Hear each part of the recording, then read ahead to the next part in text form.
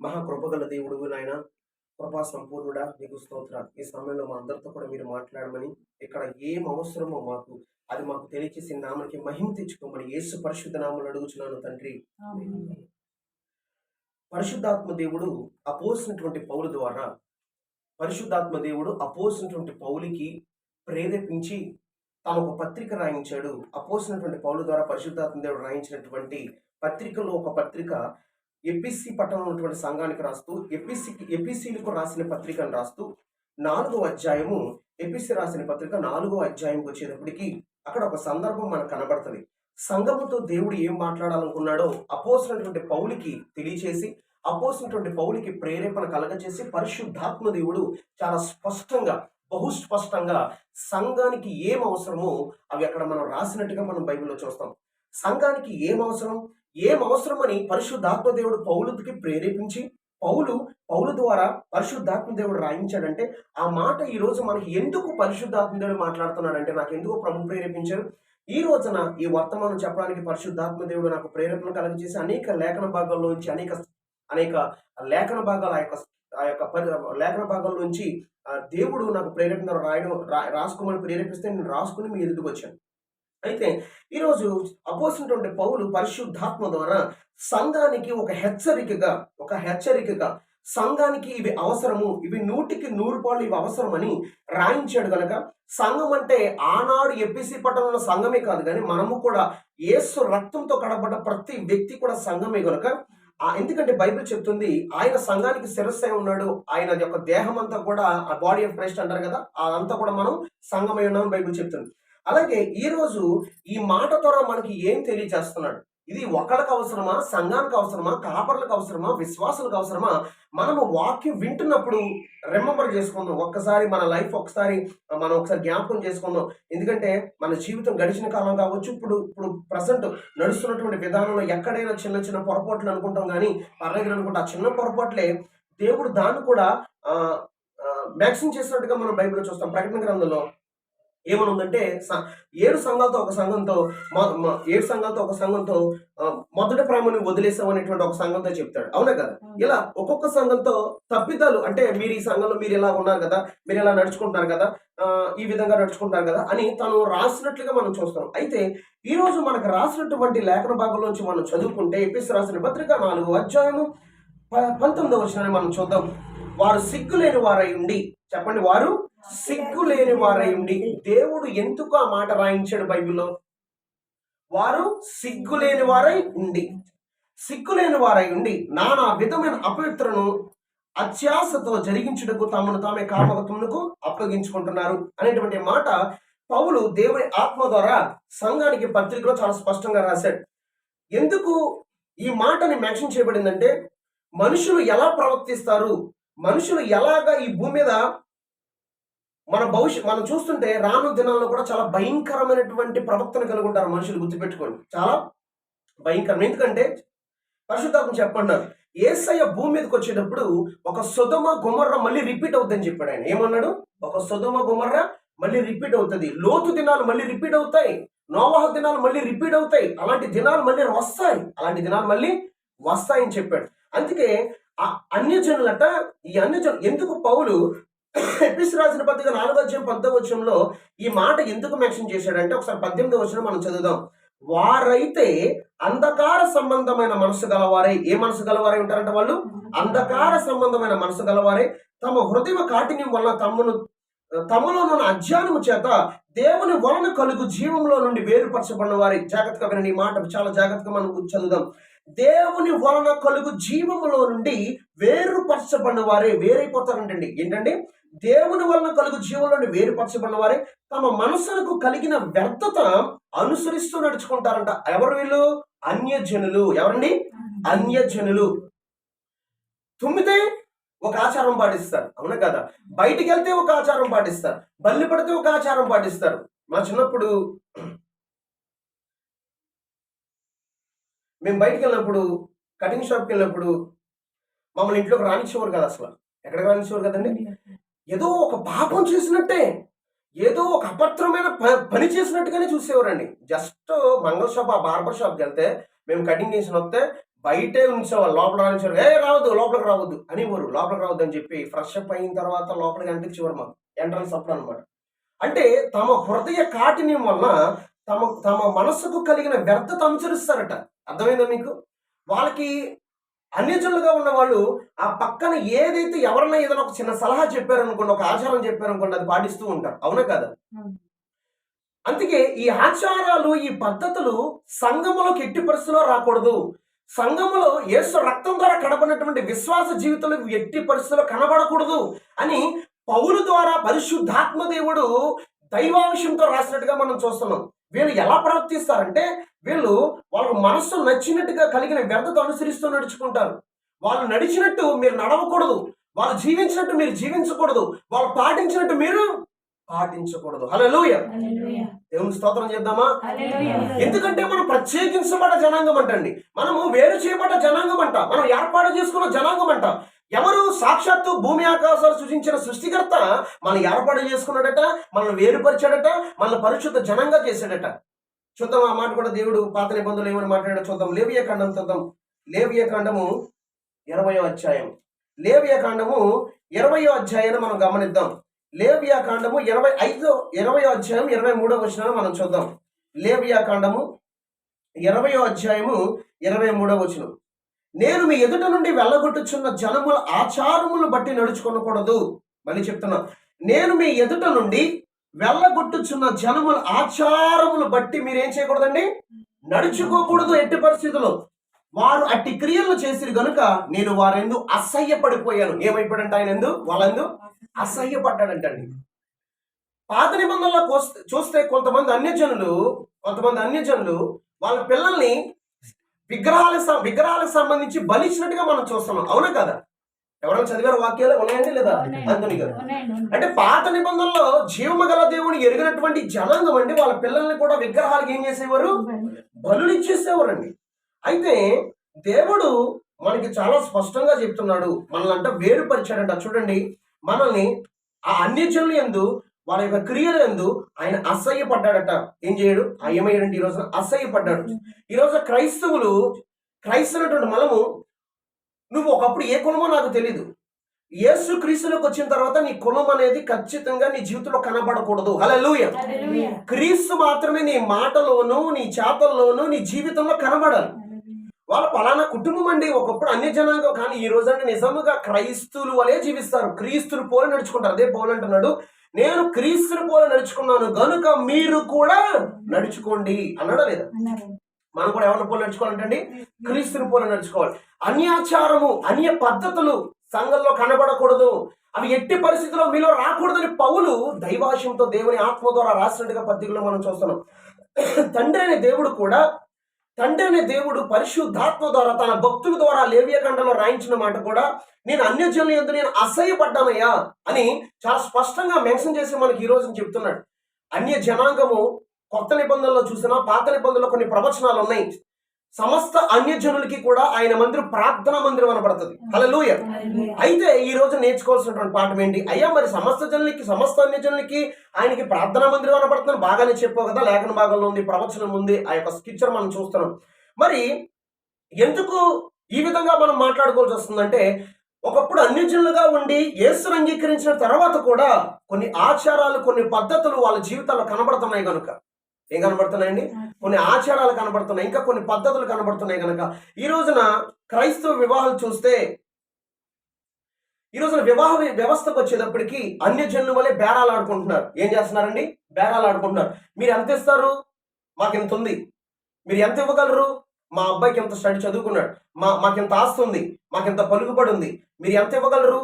ఎంత బంగారం పెడతారు? ఏ బండి పెడతారు? ఎన్ని కాసులు బంగారం పెడతారు? రేపొద్దున పురుడికి వస్తే మీరు ఏమిస్తారు? అసలు మా అబ్బాయి మీ ఇంటికి వస్తే ఎలా చూసుకుంటారు? ఇవి తప్ప క్రైస్తవ జీవితానికి తగ్గట్టుగా వాక్యానుసారమైనటువంటి పద్ధతులు ఈ రోజున క్రైస్తవులు కనబడుతున్నాయా? అవునండి కదా? ఇవి కనబడుతున్నాయి కనుక దేవుడు అనాది కాలంలోనే, మనం జన్మించలేదు అప్పటికే, కానీ పౌలు ద్వారా పరిశుద్ధాత్ముడు ఎందుకు రాయించాడంటే, సంఘములో ఖచ్చితంగా ఇలాంటి ఆచారాలు ఎంటర్ అవుతాయి. ఏమవుతాయండి? ఎంటర్ అవుతాయి. పిల్లరా, ఎందుకంటే నేను ఒకరోజు ఒక ఇంటికి వెళ్ళాను. ఒక ఇంటికి వెళ్తే క్రైస్తవుల కుటుంబం అండి. అది బయట అన్ని జనుల కుటుంబం కాదు, పుట్టు క్రైస్తవుల కుటుంబం. నన్ను తీసుకెళ్లారు. వాళ్ళ హస్బెండ్ చనిపోయారండి, రండి కొంచెం బలపరుద్దాం ఆదరిద్దాం అంటే ఒక ఆయన్ని తీసుకెళ్తే నేను కూడా వెళ్ళాను. ఆయన ఏదో 2 మాటలు చెప్పాడు. కాసేపటికి వాళ్ళకి షోకేసులు ఇవన్నీ ఉంటాయి కదా ఇంట్లో, చక్క బిల్డింగ్ ఉంది, బాగానే ఉంది. అందులో ఒక విగ్రహం సంబంధించిన, ఒక విగ్రహారాధనకి సంబంధించిన ఒక విగ్రహం అందులో ఉంది క్రైస్తవుల ఇంట్లో. ఇది ఉండకూడదు కదండి, మీకు ఇంట్లో ఎందుకు ఉందంటే, మా అబ్బాయికి స్కూల్లో ఒకళ్ళు గిఫ్ట్ ఇచ్చారు, ఇది ఎట్టి పరిస్థితుల్లో నేను తీయనండి, ఇది తీస్తే వాడు తట్టుకోలేడండి అంటుంది అమ్మాయి. ఆవిడ ఎవరండి వీళ్ళు? క్రైస్తవ. పిల్లరా, మనం గుర్తుపెట్టుకోవాలి, మన సహవాసం ఎవరితో ఉంది, మన సహవాసాన్ని బట్టే మనకు కొన్ని అలవాట్లు అబ్బుతూ ఉంటాయి. అవునండి కదా? మనకు కొన్ని అలవాట్లు అబ్బుతూ ఉంటాయి. అయితే ఆ పిల్లవాడికి ఏం తెలుసు? దేవుడు వాక్యం చెప్పాల్సింది పోయి ఎవరో ఇచ్చారు ఆ షోకేసులో పెట్టుకుంటే అది ఉండకూడదు నాన్న, జీవము గల దేవుడు ఈయన, రక్షకుడు ఈయన అని సువార్త చెప్పకపోగా అది తీస్తే మా అబ్బాయి ఒప్పుకోడు, తట్టుకోలేడు అంటున్నావు అంటే రేపొద్దున వాడు ఏం చేస్తాడు? వాడు పెరిగి కొద్ది కూడా వాడు ఆలోచన విధానం ఏమైపోద్దండి రేపొద్దున. అందుకే యేసయ్య ఏం చెప్తున్నాడంటే, అన్య జనుల నుంచి మిమ్మల్ని ఏం చేశాను?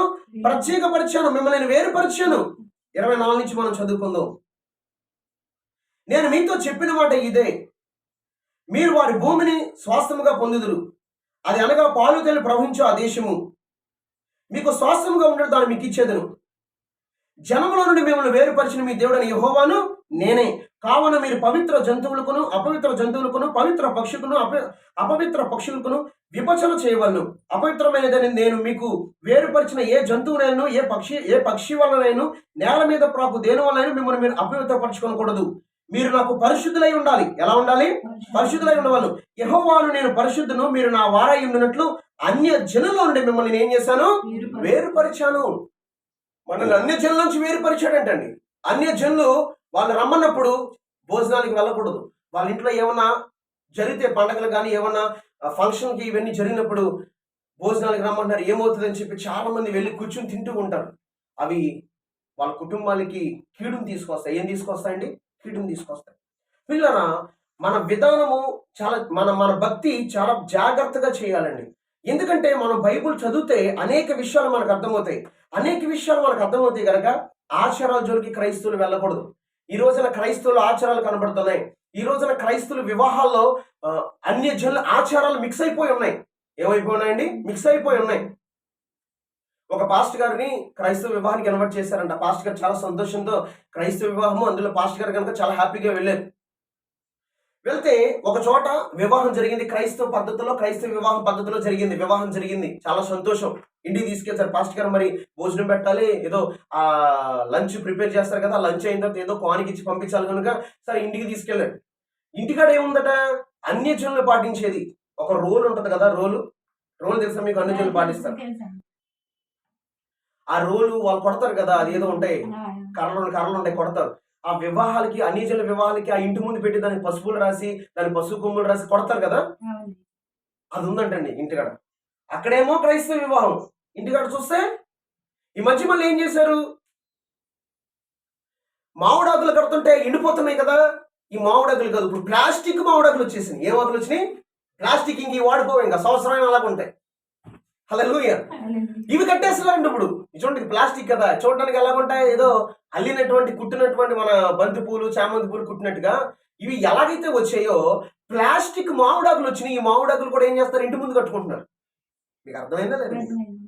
అంటే చాలా భయంకరమైనటువంటి, అంటే వాక్యాన్ని చదవక, దైవజనులు చెప్పిన వినక, సంఘాలకి రాక, ఆదివారంలో సమాజంగా కూడుకోవడము మానదని చెప్పినటువంటి ఆయన రాక, దేవుని సందులో గడపక, దైవ చెప్పిన వాక్యాన్ని వినక, వాక్యాన్ని పట్టించుకోక, నిర్లక్ష్యంగా ఉండి లోకములో జీవిస్తున్న మనుషుల ఆచారాలకి అట్రాక్ట్ అవుతూ, మనుషులు జీవించే విధానాన్ని అట్రాక్ట్, వాళ్ళు ఎలా జీవిస్తున్నారో వీళ్ళు కూడా అలా జీవించడానికి ఇష్టపడుతున్నారు కనుక ఇప్పటికీ క్రైస్తవులు అనేక మంది కుటుంబాల్లో చీకటి ఏలుపడి చేస్తున్న అనేక కుటుంబాల్లో మరణకరమైన రోదన వినపడుతుందండి. ఏ రోదన వినపడుతుందండి? మరణకరమైన రోదన వినపడుతుంది. ఆ కుటుంబంలో పలానా వాడు కొడుకు తాగి చచ్చిపోయాడు, ఆ కుటుంబంలో తాగి లెవెల్లో పడిపోయి చచ్చిపోయాడు, ఆ కుటుంబంలో చచ్చిపోతే సిద్ధంగా ఉన్నాడు. ఇలా పేట ఈ రోజున మరణ రోదన వినపట్లేదు కుటుంబాల్లో. ఎక్కడైనా సమాధానం, సంతోషము, ఆనందం కనబడుతుందా? మరి అన్యజనుల నుంచి రక్షించబడ్డ వాళ్ళు ఎలా భక్తి చేస్తున్నారు? ఓకే, అదొక second point, first one. Second one, అన్యజనులు రక్షించబడ్డ క్రైస్తవులుగా, పుట్టి క్రైస్తవులుగా పిలబడుతున్న ఆచారాలు మన జీవితంలో ఆయనకి కనబడకూడదు. యేసయ్యకి ఆచారం అనేది మనం పాటించకూడదు. యేసయ్య చాలా స్పష్టంగా చెప్పాడు సమరీ స్త్రీతో, నేను ఆత్మ గనుక ఆయన ఆరాధించేవాడు ఆత్మతోనూ సత్యముతోనూ ఆరాధించాలంటండి. ఎలా ఆరాధించాలంట? ఆత్మతో సత్యముతో ఆరాధించాలంట. వీళ్ళరా మనం చాలా రోషము కలిగిన దేవుని మనం కలిగి ఉన్నాం కనుక, ఒకరోజు ఏం జరిగింది, నేను మందుల్లో ఉన్నాను. ఒక ఆవిడికి ఫోన్ చేసి ప్రార్థన చేశాను. ఆవిడ అంటుందంటే, ఈయన మా ఇంటికి వస్తారేమో అంటే, సరే నేను ప్రభుని అడిగితే నువ్వు వెళ్ళు అంటే, ఏం చెప్పాలి ప్రభు నేను వాళ్ళకి వాక్యం అంటే 135వ కీర్తన చదువన్నారు. నేను చేత అందులో విగ్రహాల గురించి ఉంది. ఏంటి విగ్రహాల గురించి ఉంది?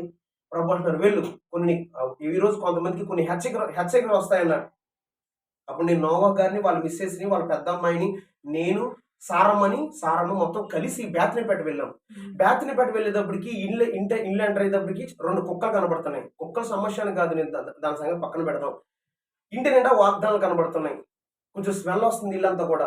సరే, అది మనకి అభ్యంతరం కాదు. వాళ్ళ ఆత్మీయులైతే కనుక మనం ఏమి చూడాల్సిన పని లేదు. ఇప్పుడు మనుషులు రకరకాల పరిస్థితులు కూడా వెళ్తారు. ప్రతిదాన్ని మనము పాయింట్అవుట్ చేసి చెప్పక్కర్లేదు. కానీ నేను అది కూడా ఎందుకు చెప్పానంటే, ఆమె భక్తి విధానం గురించి చెప్తున్నాను. సరే, వెళ్ళిన తర్వాత కాసేపు కూర్చున్నాం అనేటప్పటికి ఇంటి నిండా పైన వాగ్దానాలు ఉంటే, ఆ పక్కన ఒక చేపల అక్వేరియం కనబడుతుంది. ఆ అక్వేరియం పక్కన ఒక తాబేలు ఉంది. ఏముంది? ఇప్పుడు అన్ని జనులు పెట్టుకుంటారు కదా, బంగారు చేపల్లో ఉంటాయి. ఒక పళ్ళు ఉండి దాని మీద తాబేలు పెడతారు, అది ఉంది. దాని పక్కనే ఒక పట్టిక అంటారు కదా, ఆ పట్టిక అన్ని జనులు కట్టుకుంటారు. ముందు గుమ్మాలకి లేదంటే షాపుల్లో పెడతారు. ఆ పట్టిక ఉంది. ఆమె ఒక ఏజెంట్ వ్యాపారం చేస్తుంది. అంటే ఇంట్లో పని మనుషుల కింద వెళ్ళేవాడిని పంపిస్తూ ఉంటుందట. సరే, నేను అలా కూర్చున్నాను, చూశాను. దేవుడు నేను ఆ ఇంట్లో అడుగు పెట్టక ముందు 135 కీర్తన చదవమంటే నేను చదివినప్పుడు అందులో ఏముంది చూడండి. ఒకసారి మనం కూడా వాక్యంలో చూద్దాం. 135వ కీర్తన 135వ కీర్తన మీరు మన మొదటి నుంచి మనం చదివితే, యెహోవా గొప్పవాడనియు మన ప్రభు సమస్త దేవతల కంటే గొప్పవాడని నేను ఎరుగుదును. హల్లెలూయా. మన దేవుడు గొప్పవాడంటే సమస్త దేవతల కంటే గొప్పవాడని నేను ఎరుగుదునని భక్తుడు రాస్తూ, ఆ తర్వాత కొన్ని వచనాలు చూద్దాం. 15వ వచనం చూద్దాం, చాలా జాగ్రత్తగా వినండి. ఎక్కడి నుంచి మనం చదువుకుందామంటే, అన్యజనుల విగ్రహములు వెండి బంగారంవి, అవి మనుషుల చేతి పనులు. వాటికి నోరుండియో పలుకువు, కన్నులుండియో చూడవు, చెవులుండియో వినవు. వాటి నోలలో ఊపిరి లెస్సైనం లేదు. వాటిని చేయవారును వాటి అందరూ నమ్మికించి వారందరూ వాటితో సమానులవుతారంటండి. హల్లెలూయా. వాటితో ఏమవుతున్నారంట? ఇప్పుడు దేవుడు వాక్యం ద్వారా మాట్లాడాడు. ఇప్పుడు అక్కడికి వెళ్ళేటప్పటికి ఏముంది? ఒక అన్యజనులు దేని ఏదైతే నమ్మికిస్తారో దాని మీద ఆ బిడ్డ నమ్మికించిందండి. అంటే ఒక 10 రూపాయలు సంపాదించాలంటే ఈ పట్టుకు ఉండాలి. నేను లక్షల రూపాయలు సంపాదించాలంటే, నాకు ఈ బిజినెస్ బాగా నేను రాణించాలంటే, ఇందులో అనేక మందిని పంపించి కోట్ల రూపాయలు, లక్షల రూపాయలు సంపాదించాలంటే నేను తాబేలు కూడా ఇక్కడ పెట్టాలి. అర్థమైందా లేదా మీకు? పిల్లరా, ప్రభు అంటున్నాడు అవి విగ్రహాలు, అవి మనుషుల చేతి పనులు. వాటికి నోరుండు పలకు, కన్నుండు చూడవు, చెవులుండు వినవు. వాటి నోట్లో ఊపిరి లెస్సైనా లేదు. వాటిని చేయవాడు వాటి ఎందుకు నమ్మికించి వారందరూ కూడా వాటితో సమానులు అవుతారనేటువంటి మాట అక్కడ రాయబడింది. క్రైస్తున్నటువంటి మనము ఆచారాల జోలికి వెళ్ళకూడదు. పద్ధతులు అన్యజనులు ఆచరించినట్టుగా మనం ఆచరించకూడదు. ఇవన్నీ కూడా మనకి తగవు. హల్లెలూయా. ఇవన్నీ మనకు తగవండి. ఇవన్నీ మనకు సంబంధించినవి కావు. ఇలాగ కొంతమంది క్రైస్తవులు, ఆవిడందట నాకు ఫోన్ చేసి, అంటే ఒక బెదిరించాలన్నట్టుగా చూసింది నన్ను. నేనేమి బెదరలేదు. తర్వాత వాళ్ళకి ఫోన్ చేసింది, వాళ్ళకి మాట్లాడింది, మీ పాస్టర్ గారు ఎక్కడ ఉంటారు, అలాగే సోయన్స్ ఏదో అడిగింది. అది అయిపోయిన తర్వాత ఒక మాట నాకు మళ్ళీ నాకు కౌన్సిలింగ్ ఇవ్వడానికో లేదంటే నా మీద పోరాడానికో కొన్ని వీడియోలు కూడా పంపించింది. నేనేం చూడలేదు అనుకోండి. అయితే ఒక మాట ఉందంట, అనేక మంది సేవకులు మా ఇంటికి వస్తారు, ఎవరో నాకు ఇలా చెప్పలా, ఈయనేంటి ఇలా చెప్తున్నాడు అని అందంట. హల్లెలూయా. అది అయిపోయింది. నేను మంచినీళ్ళు కూడా తాగలేదు, దాని ఇంట్లో కాను కూడా పుచ్చుకోవాలి. మంచినీళ్ళు కూడా తాగాల, కాను కూడా నేను పుచ్చుకోవాలి. నాకు ప్రేరణ వచ్చింది, ఇక్కడ మంచినీళ్ళు కూడా తాగొద్దని. హల్లెలూయా. నేను తాగలేదు, కాను కూడా పుచ్చుకోవాలి. నేను కాను పుచ్చుకోకుండా మీరు వెళ్ళిపోయారు. కనీసం అలాగే అమ్మ మీరు ముందు మారితే మీరు మారితే చాలమ్మా అని చెప్పి నేను ఒకసారి ఫోన్ చేస్తే నేను ఎత్తి మాటే చెప్పాను. పేరుకి మాత్రమే క్రైస్తవులు. అనేక మంది యాజకులు వస్తారు, కాదన్ను. యాజకులు ఏదో ముఖస్తుతి చేస్తే కనుక మేము రేపొద్దున పరలోకానికి మేము నిలబడలేం కదండి. అవునా కదా? మీరు ఇప్పుడు కుమారి గారు ఉన్నారు, ఏదో తప్పు చేస్తున్నారు, కనబడింది, మాకు కంటే కనబడింది. ఈవిడ కనుక హెచ్చరిస్తే నాకు ప్రతి నెల కానుక అవుతుంది. ఎందుకు వచ్చిన గొడవ? అదేదో నేను చెప్పకుండా ఉన్నాను, ఇంకో ప్రతి నెల కానుక అవుతుంది కదా. ఇంకా ఆవిడ చేసింది తానా అంటే ఆవిడ ఏదో చేస్తే నేను కూడా దానికి నేను ఓకేనమ్మా మంచి పని చేసామన్నాను అనుకోండి, రేపు పొద్దున్న దేవుడు నన్ను యాక్సెప్ట్ చేస్తాడా? తన దైవజనుడిగా చేయగలుగుతాడా? చూడండి అక్కడ ఏమంటున్నాడు, మీకు అర్థమవుతుంది వాక్యంలో దేవుడు ఎలా మాట్లాడుతున్నాడు. చూడండి ఒకసారి ఇది కూడా చదువుకుందాం. 19వ వచనం చూడండి. ఇజ్రాయేల్ వంశీయులారా యెహోవాను సన్నుతించుడి, అహరోను వంశీయులారా యెహోవాను సన్నుతించుడి, లేవి వంశీయులారా యెహోవాను సన్నుతించినటువంటి మాట మనం చూస్తూ అక్కడ ఒక మాట చెప్పాడు చూడండి, మీకు ఆశ్చర్యం వేస్తుంది దేవుడు ఎంతగా మాట రాయించాడో. 14 నుంచి చదువుదాం. యెహోవా తన ప్రజలకు న్యాయం తీర్చును, తన సేవకుని బట్టి ఆయన సంతాపము ఏనుంటాడట, సంతోషిస్తాడని కాదండి, అక్కడ ఉంది సంతాపం ఉంటాడు తన సేవకుని బట్టి. అవునా కదా? కుమారి గారు చేయకుండా పని చేశారు, నేను అసలు మాట్లాడలేదు, దేవుడు నన్ను బట్టి ఏం చేస్తాడట, సంతాపం ఉంటాడు. అమ్మవాడు కోని గారు వచ్చే నెల నుంచి ఊరుకోకుండా మాట్లాడానంటే ఇంకా కోనికి దొరకదు, నాకు నోరు మూసుకుని ఉంటాను. నేను ఏమనుకోకంటే అదేదో నేను ఆవిడ గద్దించి చూడండి, బాప్తిస్మిచ్చే యోహాను చూసారా, సవాలుగా చేశాడు పరిచర్య. ఎలా చేస్తావా నువ్వు పరిచర్య అని చెప్పి ఏం చేసిందండి, సహోదరుని భార్యని పక్కన పెట్టుకున్నాడట. ఎవరు ఎవరు హేరోదు. తప్పురా బాబు అన్నాడు, అంతే తప్పురా ఇది అంటే ఏం చేద్దాం, కూతురు నాచి మాడితే ఏ గిఫ్ట్ కావాలమ్మా నీకు అంటే, అమ్మ ఏం కావాలంట, గిఫ్ట్ ఏం అడగమంటావు, ఆశ అడగమంటావా, బంగారం అడగమంటావా, వెండి అడగమంటావు అంటే లేదు ఏమొద్దు. ఆ యోహాను చూసావా, ఆ తలడుగు. ఇలాంటి ఆడోళ్ళు కూడా సమాజంలో ఉంటారండి. అందుకే పిల్లరా, మనము అన్ని జన్మ వల్లే మనం పాటించకూడదు. మనం ప్రత్యేకించబడ్డ జనాంగం, మనం వేరుపరచబడ్డాం, మనం పరిశుద్ధమైన జనాంగం. మనము మన జీవితాన్ని ఒక రోజున దేవుడు ఆయన తీర్పు తెచ్చబోతున్నాడు. మన జీవిత విధానం బట్టే మనకి నిత్య జీవము ఏర్పాటు చేయబడుతుంది. మన జీవిత విధానము ఎప్పుడు కూడా దేవుని దృష్టి. అందుకే అన్నాడు, నా సేవకులు, ఆయన సేవకులు బట్టి తన సేవకుని బట్టి ఆయన సంతాపం ఉంతాడంట. నేను ఉంటాడు, సంతాపం ఉంతాడంట. దేవుని మందిరానికి వస్తున్నారు, ఏదో భక్తి చేయాలని, ఆరాధన చేయాలని, స్తుతించాలని వస్తున్నారు. వస్తుంటే చూశారు యాజకులు, లేవి కుమారుడు యాజకులు యాజకత్వం చేసేవారు చాలా పరిశుద్ధంగా ఉండాలి. దేవుని మందిరములో పరిచయం చేసేటువంటి యాజకులే దేవుని మందిరానికి వచ్చేటువంటి బిడ్డల్ని అపవిత్రపరుస్తుంటే దేవుని యొక్క ఉగ్రత వాళ్ళ కుటుంబం మీదకి వచ్చినట్టుగా మనం బైబిల్లో చూసాం. దేవుడిని నియమించాడు కదా, నేను యాజకుడిని ఏది చేసినా చెల్లుతుంది అనుకుంటే దేవుడు అతన్ని తన కుటుంబాన్ని కూడా విడిచిపెట్టలేదు. ఎంతవరకు విడిచిపెట్టలేదు అంటే, ఇక ఇతని ద్వారా కానీ ఇతని పిల్లల ద్వారా కానీ నేను ఇక యాజకత్వం అనేది నేను చేయించుకోనని చెప్పి సమూయేలటువంటి ప్రవక్తతో, ఆ చిన్న వయసులో బారునటువంటి ఆ ప్రవక్త మాట్లాడినట్టుగా మనం బైబిల్లో చూస్తాం. దేవుడి దగ్గర మనం చాలా జాగ్రత్తగా ఉండాలి. అజాగ్రత్త చాలా ప్రమాదం. మోషేని తన ఇల్లు దశలో నమ్మకస్తులను పిలిచినటువంటి దేవుడు, మోషే ఒక సందర్భంలో దేవుని కోపం చూపించాడు. 2 సందర్భాలు కనబడతాయి. ఒకటి, మాట్లాడాలంటే బండను కొడతాడు, అక్కడ దేవుని నామాన్ని మహింపరచలేదని బాధపడతాడు అహరోను అతను కూడా. అయితే 2వ సందర్భాన్ని కనుక మనం చూస్తే తన కుమారులకు సున్నతి చేయించడు. వెంటనే సిపోరా సున్నతి చేసినట్టుగా మనం చూస్తున్నాం. పిల్లరా, దేవుడు నాయకుడు అవనివ్వండి, యాజకుడు అవనివ్వండి, ప్రవక్త అవనివ్వండి, సువార్తికుడు అవనివ్వండి, ఉపదేశకుడు, ఎవరైనా సరే దేవుడికి భయభక్తులు కలిగే సేవ చేయాలి. ఒక సేవ అయినా, ఎందుకంటే ఆయన పరిశుద్ధుడు కనుక, నేను పరిశుద్ధుడు కనుక మీరును పరిశుద్ధులే ఉండాల్సిందే.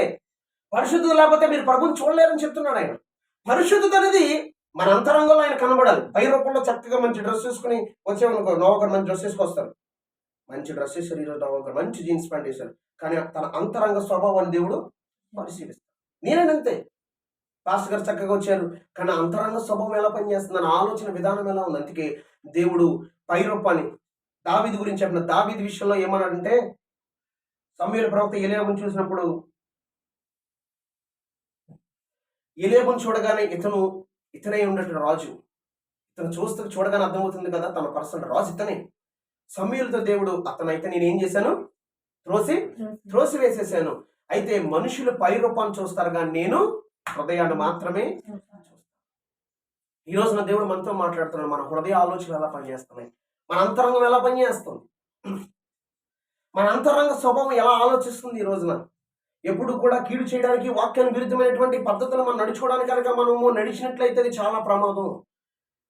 దేవుడు మనం చూస్తున్నాడు, మన ప్రవక్తన, మన అంతరంగాన్ని పరిశీలించే దేవుడు. అందుకే మనం పాట పాడతాం, అంతరంగమును పరిశీలించు నా యేసయ్య. ఎవరికో చెప్పాడు అది, ఎవరికో చెప్పాట, అంతరంగమును పరిశీలించది స్టీఫెన్సన్ గారు అనుకోండి కదా రాసిన పాట అది. అంతరంగమును పరిశీలించు యేసయ్య పాటని ఒకసారి అంటే ఎవరంటే ఆయన ఏం పరిశీలిస్తాడంటండి, మన అంతరంగాన్ని పరిశీలిస్తాడు. చూడండి, ఒక బిడ్డ ఉంది, పలానా బేతనిపేటలో ఉంది, ఈ బిడ్డకి ఎవరో చెప్పట్లేదు, కానుక తీసుకుని వెళ్ళిపోతున్నారు, ఈ బిడ్డతో నేను మాట్లాడాలి. అందుకే నేను ఆ వయసు చిన్నదైనా నాకంటే పెద్ద ఆవిడ, ఇగో నవగారు వచ్చారు అడగండి. దేవుడు చూడన్నాడు కాబట్టి దేవుడు కృపమట ఆ ఇంటి నుంచి బయటపడ్డాం. హల్లెలూయా. అంటే మనుషుల యొక్క ఆలోచన విధానం ఆనాడు హెజ్బేల్ కనపడుతుందండి మనకి బైబిల్లో. ఎవరండి? హెజ్బేల్. ఆడావిడే కానీ ఒక స్త్రీ కానీ ఏలియాని ఏం చేసింది? భయాన్ని కలిగించింది, భయక్రాంతిని చేసింది. చంపేస్తాను నేను రేపటికి, ఇలాగ ఆ ప్రవక్తను చంపేస్తానంతే. కానీ ఒక స్త్రీయే, కానీ వాళ్ళ ప్రవర్తన ఎలా ఉంటుందంటే కొన్నిసార్లు దేవునికి విరుద్ధమైన ప్రవర్తన. దేవుడు ఉన్నాడు, దేవుడు చూస్తున్నాడనే భయం కూడా ఉండదు. ఈ రోజున అన్య జనుల్ని క్రైస్తవుల పిల్లలు వెళ్ళి ప్రేమించి వివాహాలు చేసుకుంటున్నారు. మన సమాజంలో ఎన్నో చూస్తున్నాం, మనం అనేకమైనటువంటి సాక్ష్యాలు వింటున్నాం. ప్రీతిదేవుని బిడ్డ రాకడ సమీపిస్తుంది. యేసు వచ్చేటప్పుడు మనం కనుక అజాగ్రత్తగా వహిస్తే, యేసు వచ్చేటప్పుడు కనుక మనలో పరిశుద్ధత లేకపోతే, మనలో పరిశుద్ధాత్మ లేకపోతే, మనం వాక్యం సంబంధించిన జీవితాన్ని కనుక మనం కనబరచకపోతే నష్టపోతాం. హల్లెలూయా. అలాంటి జీవితాన్ని మనకు వద్దు. కానీ ఈ లోక సంబంధాన్ని మనం ముగించిన తర్వాత నిత్యము క్రీస్తుతో నివాసం చేయాలని మనం ప్రయాసపడదాం. హల్లెలూయా. అలాంటి జీవితానికి, నిత్య జీవానికి ప్రయాసపడడం కొరకే క్రీస్తు ఆ ఐగుప్తు దేశంలో ఫరో కుమారుని అనిపించిన కంటే క్రీస్తు నిమిత్తం శ్రమ అనుభవించుట ఏంటంట అన్నాడా లేదా? ఎక్కడుందన్నమాట? ఎవరు చెప్తారు ఎక్కడుందో? హెబ్రీయులు రాసిన పత్రికలో ఉంటది. హెబ్రీయులు రాసిన పత్రిక చూడండి. మోషే గురించి ఏం రాయబడిందో ఒకసారి చూద్దాం. మోషే పెద్దవాడైనప్పుడు హీబ్రూ చాప్టర్ 11 వర్స్ 24. మోషే పెద్దవాడైనప్పుడు విశ్వాసును బట్టి ఐగుప్తు ధనము కంటే క్రీస్తు విషయమైన ఎంతో గొప్ప భాగ్యమని ఎంచుకుని అల్పకాలము పాపపోగు అనుభవించు కంటే దేవుని ప్రజలతో శ్రమ అనుభవించడం. చెప్పండి, దేవుని ప్రజలతో గట్టిగా చెప్తాం. దేవుని ప్రజలతో శ్రమ అనుభవించుట మేలంటండి. శ్రమ అనుభవించు, ఓకే. అల్పకాలం పాపములు అనిపించడం కంటే దేవుని ప్రజలతో శ్రమ అనుభవించడం మేలని యోచించి ఫరో కుమార్తె యొక్క కుమారుడు అనిపించడం కంటే ఒప్పుకోలేదు. ఏలనగా అతడు ప్రతిఫలంగా కలగబో బహుమానం ముందు దృష్టించను. హల్లెలూయా. ఏంటండి? బహుమానం ముందు దృష్టించుడట. నాకు ఒక విలువైన బహుమతి ఇవ్వబోతున్నాడు తండ్రి దేవుడు ఒక దినాన్ని. నేను ఈ రోజున ఐగుప్తు దేశంలో ఒక తాత్కాలికంగా ఒక ఫరో కుమారుడుగా, ఒక రాజుగా, ఒక ఫరోగాని నియమించబడి కొన్ని దినాల మాత్రమే నేను శాసించగలను, కొన్ని దినాల మాత్రమే నేను రూల్ చేయగలను. తర్వాత నా జీవితం ఏమైపోద్ది. కానీ అది విడిచిపెట్టి క్రీస్తు నిమిత్తం ఏం చేశాడంట? నింద భాగ్యమని, క్రీస్తు విషయమై నింద గొప్ప భాగ్యం ఎంచుకుని అల్పకాల పాపములు అనిపించడం కంటే దేవుని ప్రజలతో శ్రమ అనుభవించడం మేలనుకున్నాడట. హల్లెలూయా. అలాంటి మనసు క్రైస్తవుడికి కావాలండి. దేవుని ప్రజలతో శ్రమ అనుభవించాలి.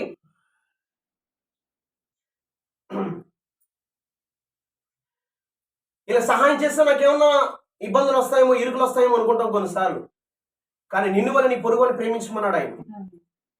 కొన్నిసార్లు వీళ్ళతో మాట్లాడితే మనకి ఇబ్బంది ఎదురవుతుందేమో, వీళ్ళు 10 రూపాయలు సాయం చేస్తే మనల్ని కూడా వాళ్ళతో పాటు మనల్ని తప్పుగా మాట్లాడుకుంటారేమో అనుకుంటాం. కానీ దేవుని ప్రజలతో శ్రమ అనుభవించడం మేలని మోషే అనుకున్నాడు.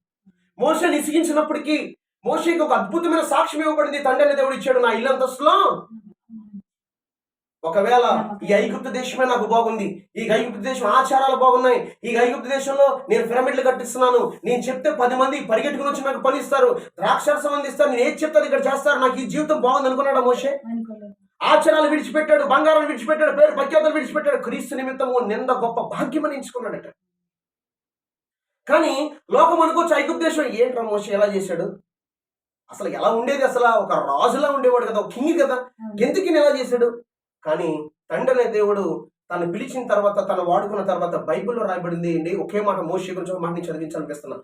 మోషే ఎప్పుడైతే క్రీస్తు నిమిత్తము దేవుని ప్రజల నిమిత్తం శ్రమ అనిపించడానికి ఇష్టపడ్డాడో, దేవుడు ఇచ్చిన స్టేట్మెంట్ చూస్తే మనకు చాలా ఆశ్చర్యం అనిపిస్తుంది. ఆ స్టేట్మెంట్ ఒకసారి మనం గమనిద్దాం.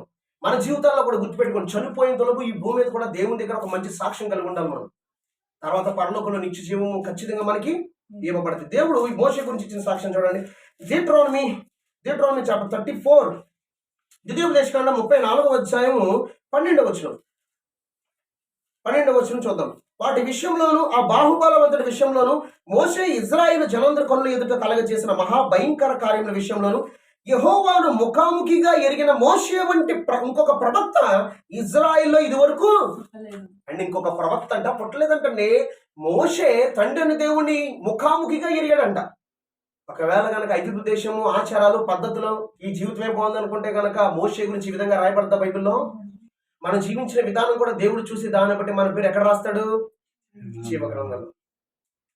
పాట పాడతాం చాలాసార్లు. ఇదిగో దేవా నా జీవితం, నా పాదమస్తకం నీకంకితం.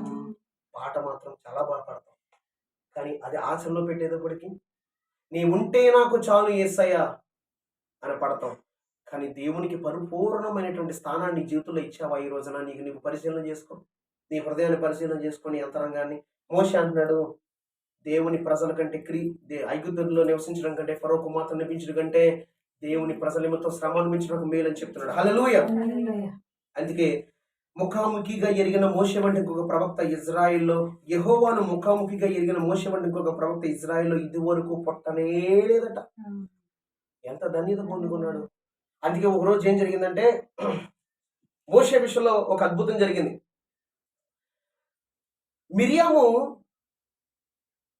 మిరియాము మానవ రీత్యా ఆలోచించి, నా సహోదరుడు కదా, అసలు ఏంటి ఇతని పద్ధతి ఏంటి, ఎవరినో చేసుకున్నాడు, అసలు ఏమనుకున్నాడు ఏంటి, అసలు ఎంతవరకు కట్టిదని చెప్పి, తనకు నోరు ఉంది కదా అని చెప్పి టప మాట వదిలేసింది. చూశాడు, అమ్మ ఏంటమ్మా, ఎందుకు నువ్వు మోషే విషయంలో నువ్వు మాట్లాడాల్సి వచ్చింది, నువ్వు ఎందుకు అలా చేసుకున్నావు? మోషే నా ఇల్లుంతస్తున్న నమ్మకస్తుడు. హల్లెలూయా. దేవుడు ఎందుకు అలా కలగ చేసుకున్నాడు అంటే, నా ప్రజల నిమిత్తము శ్రమ అనుభవించడానికి వచ్చాడు.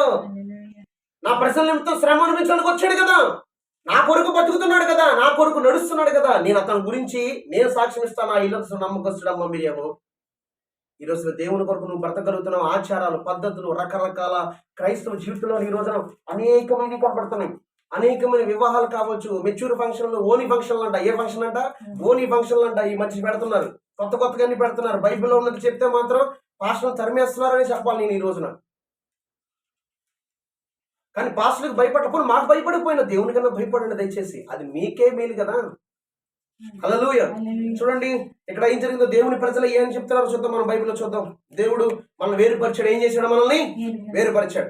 మత్తయి సువార్త 15, మాథ్యూ చాప్టర్ 15 ఒకసారి మనం గమనిద్దాం. మత్తయి సువార్త 15వ అధ్యాయం మనం గమనిద్దాం. మత్తయి సువార్త 15వ అధ్యాయము 1 నుంచి మనం చదువుకున్నాం. ఏమనుంది అక్కడ? ఆ సమయంలో యెరూషలేము నుండి శాస్త్రులు, పరిశీలన యేసు వద్దకు వచ్చారండి. ఎవరండి వీళ్ళు? పరిసయ్యులు, శాస్త్రులు. వచ్చి, నీ శిష్యులు చేతులు కడుక్కుండా భోజనం చేయుచున్నారే, వారెందు నిమిత్తం పెద్దల పార్యాపరచారు. చెప్పండి, జాగ్రత్తగా వినండి. వారెందు నిమిత్తము పెద్దల పార్యాపరచారమున అతిక్రమించున్నారని అడిగి, ధర్మశాస్త్రానికి లోబడంటండి వీళ్ళు. వాళ్ళ పితరులు చేసుకున్న ఆచారాలు మాత్రం, మీకు అర్థం కాలేదా వాక్యం ఇక్కడ? ధర్మశాస్త్రానికి లోబడరు కానీ వాళ్ళ పెద్దలు చేసిన ఆచారాలు మాత్రం లోబడతారండి. ఈ శాస్త్రులు అవ్వచ్చు, ఈ పరిశీలు అవ్వచ్చు. ఈ పెద్దల పార్యాపరచారం అతిక్రమించున్నారని అడిగి, అందుకు ఆయన, మీరును మీ పార్యాచరణ నిమిత్తమే దేవుని ఆజ్ఞను ఎందుకు అతిక్రమించున్నారు? దేవుడు అంటున్నాడు, ఆయన యేసయ్య భూమి మీద ఉన్నప్పుడు, మీరు కూడా మీ పార్యాపరచారం నిమిత్తమే దేవుని ఆజ్ఞను ఎందుకు అతిక్రమిస్తున్నారు? తల్లిదండ్రులు గణపరచమనియు తండ్రినైనా తల్లిని దూషించేవాడు తప్పక మరణం పొందవలని దేవుడు సెలవిచ్చాడు. మీరైతే ఒకడు తన తండ్రిని తల్లిని చూచి, నా వల్ల నీకేమి ప్రయోజనమోగునని దేవార్పతమని చెప్పిన యెడల అతడు తన తండ్రినైనా తల్లిని గణపరచనక్కర్లేదని చెబుతున్నారు. వారు మీ పార్యాపరచారం నిమిత్తమే, మీరేం చేస్తున్నారు? పరిశీల శాస్త్రులు, మీరు మీ పార్యాపరచారం నిమిత్తమే దేవుని వాక్యమును ఏం చేస్తున్నారట? నిరర్ధకం చేసేస్తున్నారట. ఏం చేస్తున్నారు? ఈ రోజున క్రైస్తవులు కూడా ఇలాగే వాక్యాన్ని నిరర్ధకం చేయట్లేదా? మనం పరిశీలన చేసుకుందాం, మన అంతరంగాన్ని పరిశీలన చేసుకుందాం. ప్రియ దేవుని బిడ్డ, ఒకటే మాట నేను చెప్తున్నాను, 10 మాటలు చెప్పు. నువ్వు ఇచ్చిన కానును బట్టి పరలోకం వెళ్ళవు. నువ్వు ఇచ్చిన దశమభాగాలను బట్టి పరలోకం వెళ్ళవు. నువ్వు మంచి పనులు చేసావు, చర్చలో మొత్తం పొద్దున్నే వచ్చి ఊడ్చావు, అన్ని వీటిని బట్టి పరలోకం వెళ్ళవు. ఇవన్నీ సెకండ్ వన్. వీటి వల్ల నీకు బ్లెస్సింగ్ ఉంటుంది లేదని నేను చెప్పడం నాకు హక్కు లేదు. కానీ వీటన్నిటికంటే ప్రాముఖ్యమైనది నీ యొక్క స్పిరిచువల్ లైఫ్, నీ యొక్క ఆత్మీయ జీవితం చాలా ప్రాముఖ్యమైనది. ఏంటండి? ఆత్మీయ జీవితం. ఇప్పుడు దేవుని బంధువుల్లోనే ఉన్నారు. అందరికి ఏం కనపడుతుంది? పలానా ఏలి కుమారులు దేవుని యాజకత్వం చేస్తున్నారా, దేవుని సన్నిధిలోనే ఉన్నారా అని కనపడుతుంది. పైకి మాత్రం దేవుని సన్నిధిలో పరిచయం చేస్తున్నట్టే కనపడుతుంది. కానీ దేవుని సన్నిధిలో ఉండి వాళ్ళు ఏం చేస్తున్నారండి? దేవునికి విరుద్ధమైన జీవితాన్ని జీవిస్తున్నారు. మనం బైబిల్ పట్టుకున్నాం, క్రైస్తవులుగా అందరికీ కనపడుతున్నాం, మన ఇంట్లో వాళ్ళు కనపడుతున్నాం, భక్తి పాత్ర బాగా చేసుకుంటుంది ఇవిడి. కానీ మన జీవితం దేవునితో అంటగట్టబడి ఉందా? దేవునికి వాక్యానుసారంగా మనం బతకదు. ఈ రోజున చిన్న తప్పు అనుకుంటాం, ఆధ్యాత్మికమే పాపం. చిన్నవి కూడా మనం పాటించకూడదు. ఈరోజు క్రైస్తవులు కూడా ఎవరన్నా ఇంట్లో చనిపోతే బట్టలు మార్చుకుంటున్నారు. ఈ రోజున ఏం మార్చుకుంటున్నారండి? అవి అన్ని జనులు పాటిస్తారు. ఈ తుండి వేయాలరా, ఈ తుండి వీడికి వేయాలి, ఆ తుండి ఆ బాబాయ్కి వేయాలి, అలాగ ఆచారాలు అన్ని జనుల్లో ఉంటాయండి. కానీ క్రైస్తవులు బట్టలు వేసుకోమని దేవుడు ఎక్కడ రాశాడండి? రాశాడు. మనం ఆచారాలు పాటించచ్చా? ఇది ఎవరికి అవసరం మీరే పరిశీలన చేసుకో. ఒకరికొకరు బట్టలు మార్చుకుని బట్టలు పెట్టుకుని ఇది మీకు శాపాన్ని తీసుకొస్తుందా, కీడుని తీసుకొస్తుందా, ఆశీర్వాదం తీసుకొస్తుందా? మీరే ఒకసారి ఆలోచించండి. ఆచారం మనకొద్దు. ఆచారం మనకి ఆచారం వల్ల మీరు నష్టపోతారు. ఆచారం వల్ల దేవుని యొక్క కృప నుంచి చెరిగిపోతారు. దేవుడు అంటున్నాడు ఇక్కడ, దేవుని వాక్యానికి నేను చెప్పేది ఏంటంటే, ఆ పరిశీలన శాస్త్రుల గురించి దేవుడు ఒక మాట చెప్పాడు. మీరు మీ పితరులు మీ పార్యాచరణ వల్ల ఏం చేస్తారంటే, వాక్యాన్ని మీరు దేవుని వాక్యాన్ని నిరర్థకం చేసేస్తున్నారు అయ్యా బాబు అని చెప్తున్నాడు. ఏం చేస్తున్నారండి? నిరర్థకం చేసేస్తున్నారు వాక్యాన్ని. ఆదివారం చర్చిలో కనబడతాం, శుక్రవారం మందిరంలో కనబడతాం, కానీ వాక్యానుసరమైన జీవితం జీవిస్తున్నప్పుడు, వాక్యానుసరమైన నడవడిక జీవిస్తున్నప్పుడు, ఈ రోజున మన మధ్య అన్ని జనులు ప్రేమించి పెళ్లి చేసుకున్న క్రైస్తవుల పిల్లలేరా ఈ రోజున? ఎందుకున్నారు? కారణం ఏంటి? వాక్యాన్ని వెనక, వాక్యాన్ని అర్థం చేసుకో. తల్లిదండ్రులు పట్టించుకోక, సంఘము పట్టించుకోక, సేవకుడు పట్టించుకోకే కదా. అవునా కదా? ఈ ఇంట్లో ఎంతమంది పిల్లలు వాళ్ళ ఆత్మీయ జీవితం ఎలా ఉందని సంఘ కాపరి వచ్చి పరిశీలన చేసి వాళ్ళు కొంచెం టేక్ కేర్ చేసుకుని సండే స్కూల్ నడిపించి యూత్ మీటింగ్ నడిపిస్తూ ఎవ్రీ సండే లేదంటే ఎవ్రీ సాటర్డేయో యూత్ మీటింగ్ లో కూర్చోబెడుతూ దగ్గరుండి ఆ గోల్ని జాగ్రత్తగా పెంచుకుంటే ఆ పిల్లలు ప్రయోజకులు అవరా? దేవుని గురించి ప్రకటించరా వాళ్ళ నోటంట? పట్టించుకోకే కదా. ఇంట్లో టీవీ కొనిచ్చి పెడతాకి ఇష్టపడతాం, కానీ ఇంట్లో ఒక గంట వాళ్ళకి దేవుని వాక్యం చెప్పడానికి ఇష్టపడం. ఇంట్లో వాళ్ళకి నచ్చిని ఉండి పెట్టి పెట్టడానికి, తినిపించడానికి సంతోషంతో మనం వేచి ఉంటాం, కానీ వాళ్ళతో ఒక గంట పాటలు పాడి దేవునితో సన్నిధిలో కూర్చోబెట్టడానికి మనము ప్రయాసపడము, కష్టపడము, అసలు దాని గురించి వెచ్చించాం. అందుకే దేవుడు బాలు నరసింహరావు వాడు నేర్పించిన వాడు పెద్దని దాన్ని తొలగిపోడు. అందుకే ఈ రోజున క్రైస్తవులు పిల్లలుగా పిలవబడుతున్నాం. మన కుటుంబాల్లో అనేక మంది పిల్లలు ఈ రోజు నరహంతులుగా ఉన్నారు, తాగుబోతులుగా ఉన్నారు, వ్యభిచారులుగా ఉన్నారు, ఒక డ్రగ్స్ కి అలవాటు పడిపోయిన వాళ్ళు ఉన్నారు, గంజాయి అలవాటు పడిపోయి వాళ్ళు. నాకు తెలిసిన కొన్ని న్యూస్ తెలుసు. నాకు తెలిసిన ఒక అబ్బాయి, వాడి వయసు 22-23 సంవత్సరాలు ఉంటాయి. అన్న ఏమైంది? మళ్ళీ పోలీసులు పట్టుకున్నారు నన్ను. రాజమండ్రి జైల్లో ఉండొచ్చాడు వాడు చిన్న వయసు. ఒక మర్డర్ కేసులో అతను ఇరుక్కుని నేను అన్నాను, ఏంటిది పరిస్థితి నీకు? అన్న పలానా వ్యక్తి వాళ్ళు గంజాయి ఏదో చేస్తున్నారు, వాళ్ళతో పాటు నేను మళ్ళీ కేసులో ఇరుక్కున్నాను అన్న. వాడి వయసు 20 సంవత్సరాలు కూడా ఉంటాయి ఉండవు నాకు తెలియదండి. చిన్నపేట కుర్రోడు. గంజాయి ఏంటంటే అది గంజాయి. తల్లి ఏం చేస్తుంది? తండ్రి ఏం చేస్తుంది? తండ్రి నానేం చేస్తున్నాడు? ఇంకొక ఆమెను తీసుకుని వివాహం చేసుకుని ఇంకో చోట కాపురం ఉంటున్నాడు. తల్లి ఏం చేస్తుంది? ఒక మెంటల్గా డిస్టర్బెన్స్ అయిపోయి ఇంకా అయిపోయింది అని చెప్పి తన భక్తి తను చేసుకుంటుంది. కానీ పిల్లలు మాత్రం ఏం చేస్తున్నారు? ఎవరితో సహవాసం చేస్తున్నారు? ఎవరితో మాట్లాడుతున్నారు?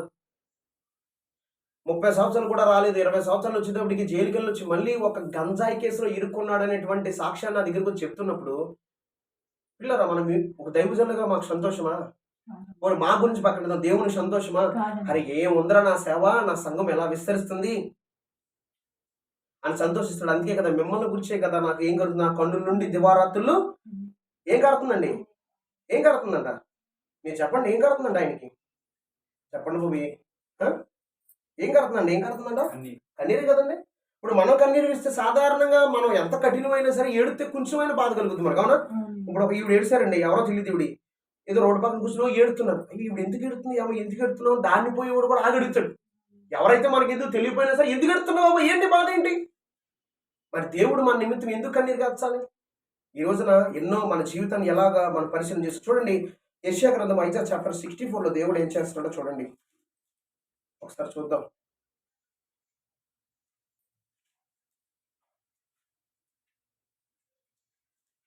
అందుకేనండి క్రైస్తులు చాలా మంది అనుకుంటారు అన్ని నుంచి రక్షించబడి చాలా బలంగా వాడబడతారు. మా ఊళ్ళో ఎవరో లేరండి, మొత్తం అంతా అన్ని నుంచి రక్షించబడ్డ వాళ్ళే వాడబడతారు అని చెప్తా ఉంటారు కొంతమంది, అవునా కదా? చూడండి యెషయా గ్రంథము 65 మొదటి నుంచి మనం చదువుకుందాం. దేవుడు ఏం చెప్తున్నాడో చూడండి. నా యొద్ద విచారణ చేయని వారిని నా దర్శనంకు రాణిస్తాను. ఆయన యొద్ద విచారణ చేయని వాళ్ళకి ఏం చేస్తాడంట? ఆయన దర్శనానికి రాణిస్తాడంట. నన్ను వెతకని వారికి నేను దొరికి తిని. హల్లెలూయా. ఆయన వెతకలేదు కానీ వాళ్ళకి ఆయన దొరుకుతాడంటండి. తర్వాత ఏమంటున్నాడు? నేనున్నాను, ఇదిగో నేనున్నానని నా పేరు పెట్టబడని జనులతో చెప్పుచున్నాను. హల్లెలూయా. పేరు పెట్టిన జనులతో కాదు, పేరు పెట్టని జనులతో ఆయన చెప్తున్నాడట. అనేక అన్యజనులు సాక్ష్యం ఇస్తారు, నాతో ఏసై మాట్లాడాడు, ఏసై దర్శనాన్ని నేను చూశాను, ఏసై నన్ను పిలిచాడు, ఏసై నన్ను బలపరిచాడు, ఏసై చచ్చిపోదామని బ్రతికించాడు. ఎంతమంది సాక్ష్యం చెప్తారండి? ఆయన వెతకని వారికి దొరుకుతున్నాడట. కానీ ఇంటి నిండా వాగ్దానాలు పెట్టుకుని లోపలేమో క్రీస్తుకు చోటు ఇవ్వకుండా అపవాదిగా చోటు క్రైస్తవ కుటుంబాన్ని ఈ రోజు ఎలా జీవిస్తున్నాం చూడండి. అక్కడ 2వ వచనం, తమ ఆలోచన అనుసరించి చెడు మార్గం నడుచుకుంటూ లోపల ప్రజల వైపు దినమంతా నా చేతులు ఏం చేస్తున్నాడట? ఆయన యేసయ్య భూమి మీదకి వచ్చాడు, లేఖనాల ప్రకారంగానే వచ్చాడు. ప్రియదేవుని బిడ్డలారా, లేఖనం ప్రకారంగానే స్క్రిప్చర్ దేవుడు ఏదైతే చెప్పాడో అదే విధంగా దేవుడు యేసయ్యని భూమి మీద పంపిస్తే దాన్ని గుర్తించలేనటువంటి జనాంగం ఎవరు? ఇజ్రాయేలు ప్రజలు. ఎవరండి? ఇశ్రాయేలు ప్రజలు దేవుని మహిమని, దేవుడి యొక్క మొదటి రాకడ ఎక్కడ జన్మిస్తానన్నాడు ఏంటి, ఇవన్నీ కూడా పరిశీలన చేయకుండా ఆఖరికి హేరోదు అనుకున్నాడు, అయ్యా రాజు పుట్టాడా, నేనుండగా రాజు ఎవరు, నాకు అర్థం కాదు. చూడండి, నేనుండగా రాజు ఎవరు అని తాను ఏం చేసుకున్నాడు తెలుసా, ఒక అసూయపడి ఆ యొక్క తూర్పు జానులు వచ్చినప్పుడు, అయ్యా మీరు ఎక్కడికి వెళ్తారో చూడండి, ఆయన మీకు కనబడితే నాకు వచ్చి చెప్పండి. ఎందుకన్నాడు అన్నమాట, చెప్పండి ఎందుకన్నాడు. అది పిల్లరా, ఈ లోకంలో మనుషులు దేనికోసం ప్రయాసపడుతున్నారంటే వాళ్ళ సింహాసనాల కోసం ప్రయాసపడుతున్నారు, వాళ్ళ స్థానాలు కాపాడు కోసం ప్రయాసపడుతున్నారు. క్రైస్తవులైన మనమైతే కనుక క్రీస్తు కొరకు మనం ప్రయాసపడాలి. హల్లెలూయా. క్రీస్తులో నిలిచి ఉండాలి. క్రీస్తును ధరించుకుని మనం క్రీస్తు కొరకు బతకాల్సిందే, క్రీస్తు నిమిత్తం బతకాల్సిందే. ఈ రోజున మీ కుటుంబాలు అలాగున్నాయి, మీ రక్త సంబంధాలు అలాగున్నారు. దయచేసి దేవుని తట్టు తిరిగి మీ 2 చేతులు ఎత్తి కన్నీరు విడుస్తారా కొద్దిగైనా. లోకము బహు సమీపముగా ఉంది నాశనానికి. అనేకమైన అన్యజనులు రక్షించబడుతున్నారు, అనేక మంది యేసుని ఎరిగాననుకుని నశించిపోతున్నారు. అనేక క్రైస్తవ కుటుంబాల్లో ఈ రోజున తాగుబోతున్న వ్యభిచారులు, నరహంతికులు అక్కడికి మరణానికి అప్పగించబడుతున్నారు, నాశనానికి అప్పగించబడుతున్నారు. మీ రక్త సంబంధాలు అలాగున్నారు, మీ బిడ్డలు అలాగున్నారు. దయచేసి కన్నీరు విడవండి, లేదంటే కనుక మీ కళ్ళతోనే నరకంలో ఉన్నట్టుగా చూడాల్సి వస్తుంది. అవునండి కాదా? ఏది శాశ్వతమైంది? ఈ రోజున మనకి ఏది శాశ్వతం కాదు. ఒక రోజున రేపొద్దున మధ్యాకాశాన్ని ప్రభు అడుగు పెడితే నువ్వు సంపాదించిన ఎక్కడే ఉంటుంది, నువ్వు మాత్రమే మధ్యాకాశానికి వెళ్తామని బైబిల్ చెప్తుంది. మనతో ఏం వస్తాయి తెలుసా? మళ్ళీ చెప్తున్నా, ఆంతడి గారైనా నాకైనా మీతో ఏం వస్తాయి తెలుసా? చూడండి ఒకసారి బైబిల్ ఏం చెప్తున్నా, మనతో ఏం వస్తాయో. రెవల్యూషన్ చూద్దాం. Revolution 14, revolution chapter 14, revolution chapter 14 verse 13. Revolution chapter 14 verse 13. అంతటి ఇప్పటి నుండి ప్రభునందు మృతులను వ్రాయమని పరలోకంలో ఒక గొప్ప స్వరం చెప్పగలండి. నిజమే, వారు తమ ప్రయాసలు మాని విశ్రాంతి పొందుతున్నారు. వారి క్రియలు వారు వెంట పోవున్నారు చెప్తున్నారు. మీ వెంట ఏమొస్తాయమ్మా? కరుణవాళ్ళమ్మ గారు, మీ వెంట ఏమొస్తాయి? క్రియలు. ఎన్నిసార్లు బూతులు మాట్లాడాం, ఎన్నిసార్లు ప్రార్థన మానేసాం, ఎన్నిసార్లు కోప్పడ్డాం, ఎన్నిసార్లు ఇంటి పక్కన మీద నోరు విరుచుకుని పడిపోయాం. ఇవన్నీ కూడా మన క్రియలు మన వెంట వస్తాయి. నీకు కీడు చేసే వాళ్ళు కూడా నువ్వు మేలు చేయి, అదే దేవుడు చెప్తున్నాడు. మేలు చేయవాడే దేవుని సంబంధి. హల్లెలూయా. మేలు చేయవాడే దేవుని సంబంధి. వాళ్ళకి నోరు ఉంది కదా, మనకు కూడా నోరు దగ్గర పడిపోవడం కాదు, విరిచి పడిపోవడం కాదు. మనం కూడా తగ్గించుకున్నందుకే తాను తగ్గించుకున్న వాడే. అందుకే మనం అర్థం చేసుకున్నామా? ఎపిసి రాసిన పత్రిక, నీ క్రియలు నీకు తోస్తాయి. ఎపిసి రాసిన పత్రిక 4వ అధ్యాయాన్ని కూడా ఇంకా మనం ముగించుకున్నాం. ఎపిసి రాసిన పత్రిక 4వ అధ్యాయం 17వ వచనం. Ephesians chapter 4 verse 17. కాబట్టి అన్య జనులు నడుచుకున్నట్టు మీరు ఇక మీద నడుచుకున్నదని ప్రభువునందు సాక్ష్యం ఇస్తున్న పౌలు అంటున్నాడు భారంతో ఆ సంఘంలో, ఎపిసి పట్టణ సంఘానికి పత్రిక రాస్తూ, అయ్యా దేవుని సంఘమా, యేసు రక్తం ద్వారా కడబడ్డ సంఘమా, నా కుమార్తె, దయచేసి అన్య జనుల వల్ల మీరు నడుచుకోవద్దు దయచేసి అని ప్రభువుని బట్టి నేను మీకు సాక్ష్యం ఇస్తానని అపోస్తలుడు పౌలు చాలా స్పష్టంగా భారంతో చెప్తున్నాడు. మాట అంటే తెలుసా పౌలు మీకు? ఒక దైవజనుడు సంఘాన్ని ఏమన్నాడు తెలుసా? 2 చేతులు జోడించడం లేదు నాకైతే తెలియదు కానండి, దేవుని కృపలోంచి మీరు తొలగిపోవద్దని మిమ్మల్ని బతిమాలుకుంటాను అంటాడు. కొరింథీయులకు రాసిన పత్రిక 2వ పత్రిక 6వ అధ్యాయంలో ఏమన్నాడండి? దేవుని కృపలోంచి మీరు తొలగిపోకూడదు. కొరింథీయులకు రాసిన 2వ పత్రిక కూడా మనం చూద్దాం. అన్ని జనులను మనం నడుచుకోకూడదట. కొరింథీయులకు రాసిన 2వ పత్రిక 6వ అధ్యాయము 1వ వచనము, కాగా మేము ఆయన తోటి పనివారమే, మీరు పొందిన దేవుని కృపను వ్యర్థం చేసుకోవద్దని మిమ్మల్ని నేను ఏం చేస్తున్నాను?